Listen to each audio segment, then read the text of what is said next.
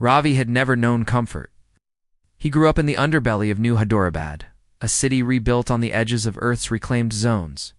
In a world where education was auctioned to the highest bidder and access to the stars belonged to the elite, Ravi only had two things: a sharp mind and a toolbox full of salvaged parts. Each day, he fixed broken drones for food credits and studied under flickering streetlights powered by solar scraps. He dreamed of becoming a xenotech engineer, one of the few professions that could get him off Earth and into orbit, where humanity's future lay among the stars. But every scholarship closed its doors to someone with no background, no sponsorship, no name. Then came the message. A silver envelope delivered by an old mechanical bird antique, perfectly functional. Ravi hesitated before opening it. Inside was a simple note. Ravi, I have observed your mind. You are wasting brilliance in dust. I can offer you a future, but there is one condition. You must meet me alone. Lyrical. He almost threw it away. A joke, maybe. But the next line made his heart pause. Come to 9 Crescent Ridge before the solstice ends. Your life will never be the same. The name Hilira Kale was whispered among the Academy hopefuls. A mysterious older woman, wealthy eccentric, who owned a private mansion beyond the coastal shields. Some said she once advised Earth's lunar council. Others claimed she'd turned down immortality contracts, and now she was calling him. With nothing to lose, Ravi went.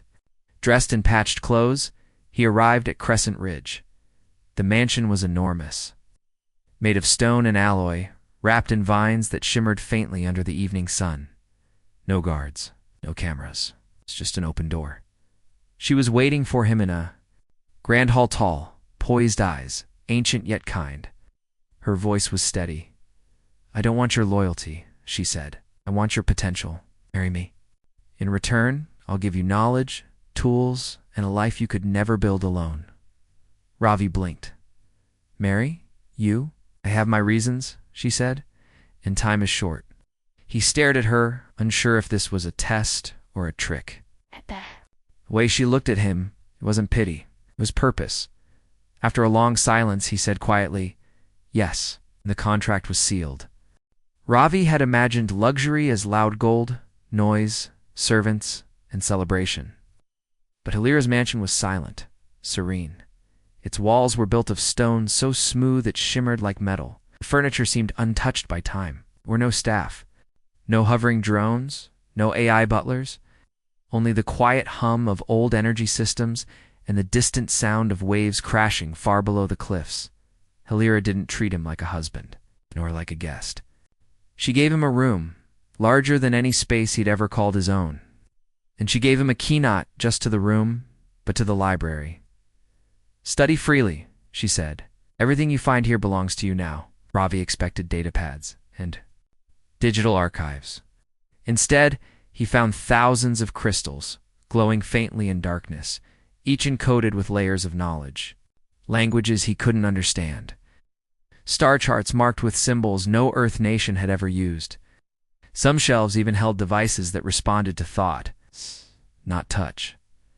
One room in particular caught his attention, a spherical chamber where gravity bent sideways and equations wrote themselves midair as he spoke.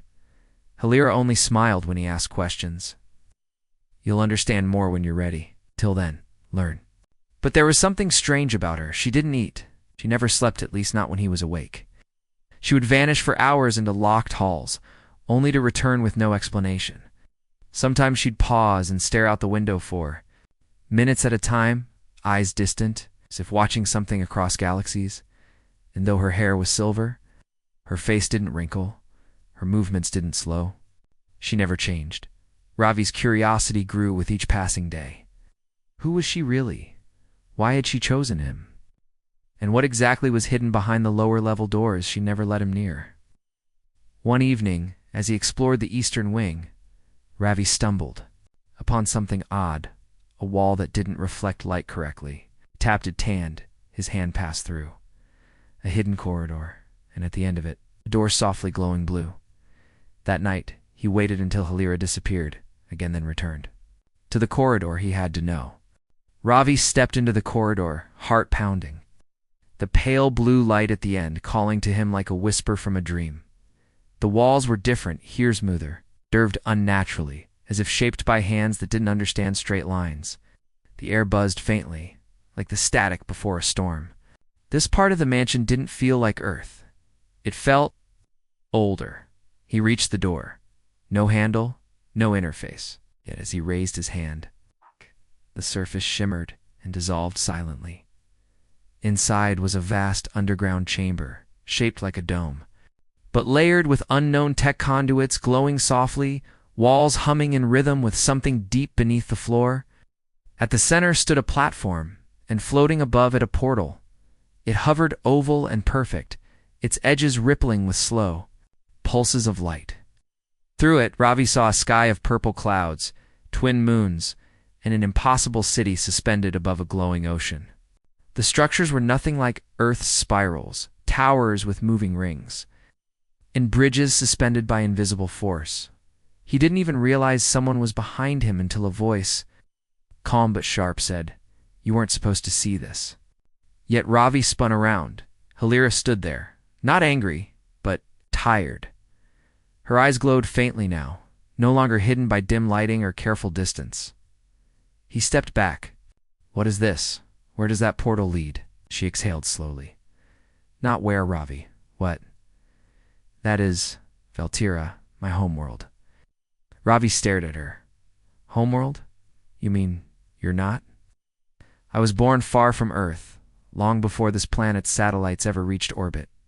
She walked forward slowly. "I came here after the fall. I've been hiding ever since." Ravi's thoughts raced. "But why marry me? Choose me?" She tilted her head, as if listening to something beyond the room. "Because you're "Not ordinary, Ravi. You were born with a rare kind of mind, one that can access something we thought was lost forever." She pointed to the portal. "The astral archive lies beyond that city, and only someone like you can open it." Ravi took a shaky breath. "Why me?" "Because your thoughts don't just process information," she said softly. "They resonate with it. I've searched decades for someone like you." Stepped toward the portal again, hypnotized. The city beyond looked peaceful, also wounded. "Why now?" he asked. She looked at him, eyes full of something between hope and fear.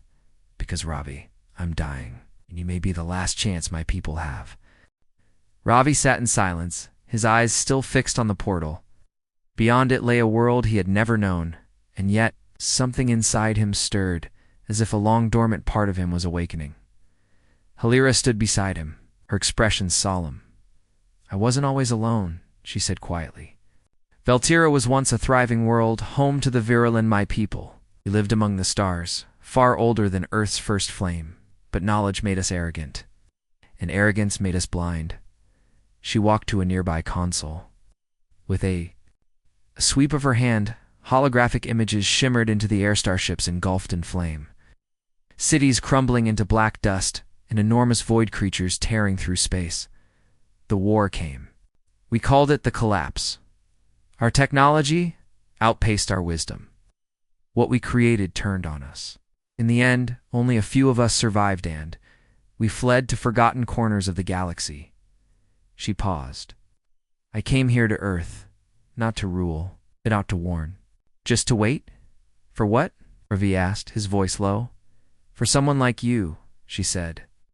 1 in 10 million human minds has the rare structure needed to link with the astral archive. It's more than a library, it's a living memory of our entire race, but it's locked. And my people, even if they still live, can't access it anymore. We lost the key, but you." She turned to him. "You might be it." Ravi swallowed hard. "You said you're dying." She nodded slowly. "My body was not meant to endure this long in Earth's cycle. I've used what remains of my life to search. And now that I've found you, there's no more time to waste." Ravi looked at her, really looked. Despite her calm strength, there was a weariness behind her grace. She had carried centuries of loss. Now she had placed her hope in someone who once fixed broken drones for spare change. "Why didn't you tell me sooner?" he asked. "Because if I had, you might have run," she said. But now you've seen what lies beyond. Now you understand. Ravi felt the weight settle on him, not just of Hilera's expectations, but of an entire extinct civilization resting on the edge of his decision. Will I come back? He asked. If you survive the archive, she said, you'll return changed. But yes, you'll come back. He took a breath, nodded slowly, and whispered, Then let's go. Hilera placed a hand on his shoulder, and for a moment, her fingers trembled like someone who had carried hope for far too long. Together, they stepped onto the platform. The portal shimmered, swallowed them whole. The moment Ravi stepped through the portal, everything changed. He wasn't walking on solid ground anymore. He was floating, yet grounded, surrounded by shifting corridors of starlight and sound. The sky above pulsed with memory, and the land below shimmered like glass, holding reflections of lives that no longer existed. Hilera walked beside him, her form glowing faintly in this realm. This is the threshold, she said, the outer layer of the astral archive. From here you enter the trial alone. Ravi nodded, trying to stay calm. What do I have to do? The archive doesn't test knowledge, she explained. It tests connection, to memory, to meaning. It will show you what you've forgotten and what you fear to know. He took a breath, stepped forward, and the world split. He was suddenly a child again, alone in a rainstorm, clutching a rusted toolbox, watching his foster home burn. The image was real, too real. He heard his own cries, felt the water soak his skin. But now, he saw something he hadn't before. A woman across the street watching silently, cloaked in a hood. Her eyes shimmered silver. Hilera had been watching even then. The scene vanished. Then he stood before a future version of himself sitting behind a control desk, surrounded by drones, rich and cold. He had power, success, but he was alone. Hollow, a shell. He turned to the real Ravi and whispered, This is who you become if you forget why you started. That version of him reached out, and Ravi refused the hand. The next space was pure white. At the center stood a crystalline gate. Symbols floated around it, rearranging like pieces of thought. This was the core of the archive. A voice ancient and many-layered spoke in his mind.